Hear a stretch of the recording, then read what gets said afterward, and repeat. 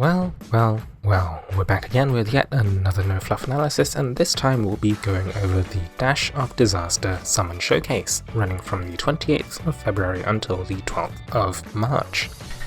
This one was fairly delayed because this showcase came out on Friday, and I had a company event, and then my birthday the day after. So, making Dragalia Lost videos at the moment, it was not my highest priority. Either way, making these videos a bit later gives me a chance to really gauge community responses to, the adventurers and dragons added, and that's what it means that I can make somewhat more educated analyses on these. Anyway, let's get straight to it with the first unit added with the showcase, the 5-star water blade, Valerio, the dutiful chef. So I'm not going to go immediately into his skills, but instead let's talk about his new stance mechanic. He has 3 stances, each of which give him a new attack string at combo 20 or above, and also change the effects of his 2 skills. 3 stances are Appetizer, Entree, and Dessert. Valerio also introduces a new buff, Inspiration, which functions similarly to Energy. You gain 5 stacks, and your next damaging skill will be a guaranteed critical hit. Okay, so let's get to his skills. His first skill is Amuse Bouche. It deals 6 hits of damage, less damage in Appetizer stance, and applies the following effects. In Appetizer stance, it inflicts Frostbite, a new damage over time status affliction. In Entree stance, it inflicts Stun, and in Dessert stance, it inflicts Freeze.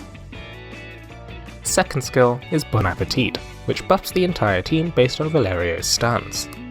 Appetizer stance buffs defense by 15% for 15 seconds and grants 2 stacks of inspiration. Entree stance increases critical rate by 10% for 15 seconds and grants 3 stacks of inspiration. Dessert stance increases strength by 8% for 15 seconds and grants 2 stacks of inspiration.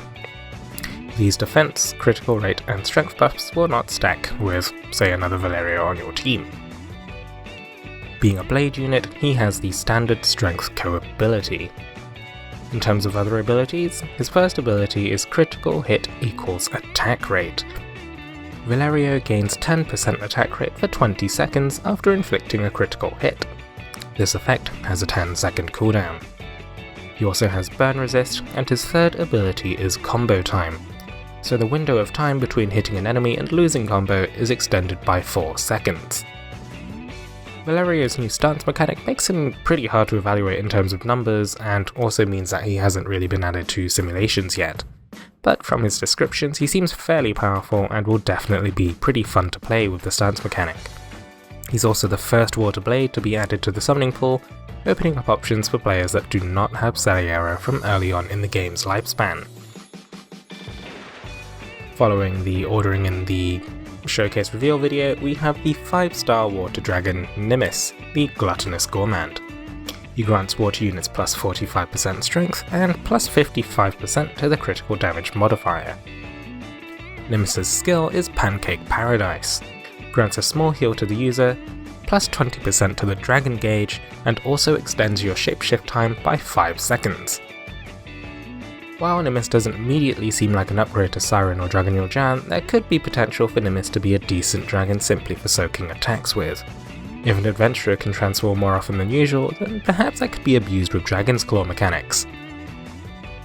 Anyway, there's not really too much to be said with Nimis. As a community opinion on Nimis seems to be that he's fairly bad, and obviously when that happens, people are less inclined to really pull for him. The 4-star water wand, however, added with the showcase is Pipple, the sentient vegetable. Pipple in this showcase has definitely been the winner in terms of community sentiment, and I guess, 2 days after the showcase, I think it's all about Pipple now. Anyway, his first skill is Poochu, which is terrible to read out loud. It increases the team's defense by 25% for 15 seconds, and activates Skill Shift. Phase 2 increases the team's flame resistance by 3%, and Phase 3 increases the team's energy level by 1 stage. Pipple's second skill is Pipple, which increases a team's energy level by 2 stages. Being a wand unit, Pipple has the standard skill damage co-ability, although not having any damaging skills himself means that he won't really benefit from it unless he gets, the attack skill from his weapon. Anyway, it's his abilities that really change up the way he plays. Pipple's first ability is standard attack damage. So Pipple has harder hitting standard attacks, giving him roughly 120% extra damage over a standard wand for his auto attack rotation.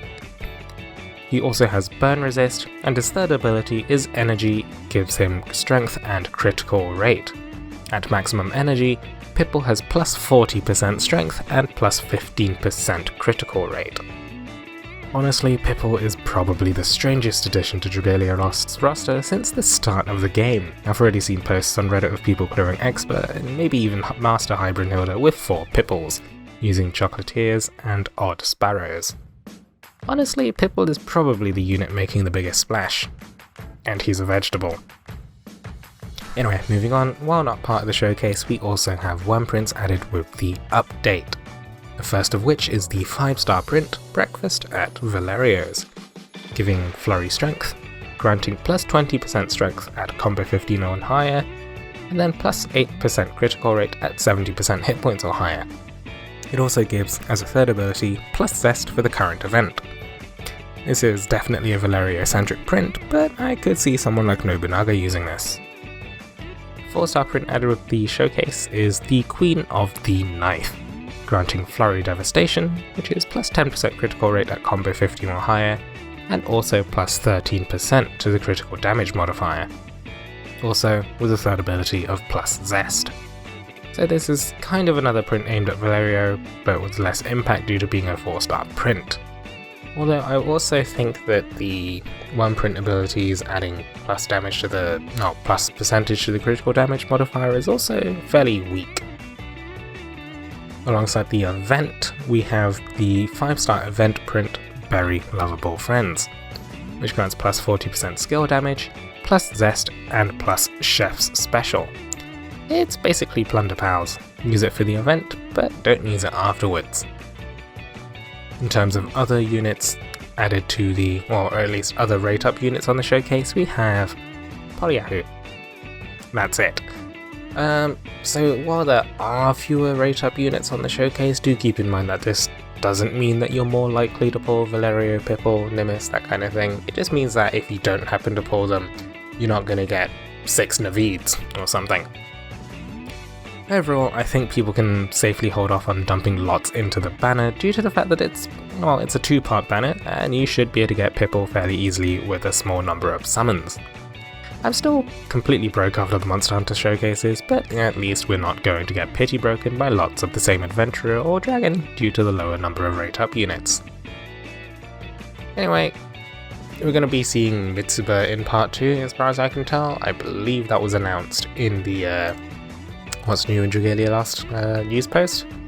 But yeah, there's still going to be potentially a new dragon, new 4-star unit, that kind of thing, but they don't talk about those because frankly, I don't know, side games is all about the 5-star units nowadays. Anyway, take it easy, thank you very much for watching, and I wish you luck in your upcoming pulls.